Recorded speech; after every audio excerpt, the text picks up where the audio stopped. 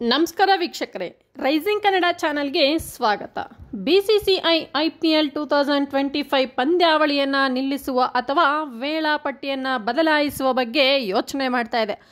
ಭದ್ರತಾ ಕಾರಣಗಳಿಂದಾಗಿ ಧರ್ಮಶಾಲಾ ಪಂದ್ಯವನ್ನು ನಿಲ್ಲಿಸಲಾಗಿತ್ತು.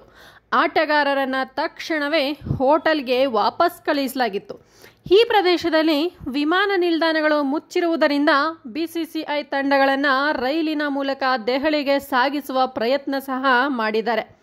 ಇಂಡಿಯನ್ ಪ್ರೀಮಿಯರ್ ಲೀಗ್ 2025 ಟೂರ್ನಿ ಸಂಕಷ್ಟದಲ್ಲಿದೆ. ನಿನ್ನೆ ಗುರುವಾರ ಧರ್ಮಶಾಲಾದಲ್ಲಿ ಪಂಜಾಬ್ ಕಿಂಗ್ಸ್ ಮತ್ತು ಡೆಲ್ಲಿ ಕ್ಯಾಪಿಟಲ್ಸ್ ನಡುವಿನ ಪಂದ್ಯವನ್ನು ರಾತ್ರಿ 9:35ಕ್ಕೆ ನಿಲ್ಲಿಸಲಾಗಿದೆ. ಈ ಸ್ಥಳದಲ್ಲಿ ಪಠಾನ್ ಕೋಟ್ನಿಂದ ಸುಮಾರು 90 ಕಿಲೋಮೀಟರ್ ದೂರದಲ್ಲಿದೆ. ಪಠಾನ್ ಕೋಟ್ನಲ್ಲಿ ಗಡಿಯಾಚೆಯಿಂದ ವಾಯುದಾಳಿಗಳು ನಡೀತಾ ಇದ್ವು. 10.1 ಓವರ್ಗಳ ನಂತರ ಪಂದ್ಯವನ್ನು ರದ್ದು ಮಾಡಲಾಗಿತ್ತು. ಇದರ ನಂತರ IPL 2025 ಪಂದ್ಯಾವಳಿಯ ಭವಿಷ್ಯವನ್ನು ಪರಿಗಣಿಸಲು ಭಾರತೀಯ ಕ್ರಿಕೆಟ್ ನಿಯಂತ್ರಣ ಮಂಡಳಿ ಸಭೆ ಕೂಡ ಕರೆದಿತ್ತು. ಬಿಸಿಸಿಐ ಕೂಡ ಪಂದ್ಯಾವಳಿಯನ್ನು ನಿಲ್ಲಿಸುವ ಅಥವಾ ವೇಳಾಪಟ್ಟಿಯನ್ನು ಬದಲಾಯಿಸುವ ಬಗ್ಗೆ ಯೋಚನೆ ಮಾಡ್ತಾ ಇದೆ. ಭದ್ರತಾ ಕಾರಣಗಳಿಂದಾಗಿ ಧರ್ಮಶಾಲಾ ಪಂದ್ಯವನ್ನು ಸಹ ನಿಲ್ಲಿಸಲಾಗಿತ್ತು.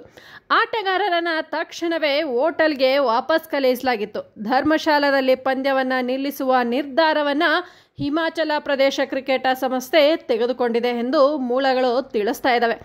ಅವರಿಗೆ ಹಿರಿಯ ಕ್ರಿಕೆಟ್ ಅಧಿಕಾರಿಯಿಂದ ಕರೆ ಬಂದಿತ್ತು. ಕರೆಯ ನಂತರ ಕ್ರೀಡಾಂಗಣದ ಲೈಟ್ಗಳನ್ನು ಆಫ್ ಮಾಡಲಾಗಿತ್ತು.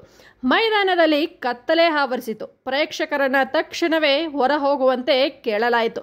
IPL ಅಧ್ಯಕ್ಷ ಅರುಣ್ ಧುಮಾಲ್ ಬೌಂಡರಿಯ ಬಳಿ ಅಭಿಮಾನಿಗಳಿಗೆ ಕ್ರೀಡಾಂಗಣದಿಂದ ಹೊರ ಹೋಗುವಂತೆ ಸೂಚನೆ ಮಾಡಿದರು.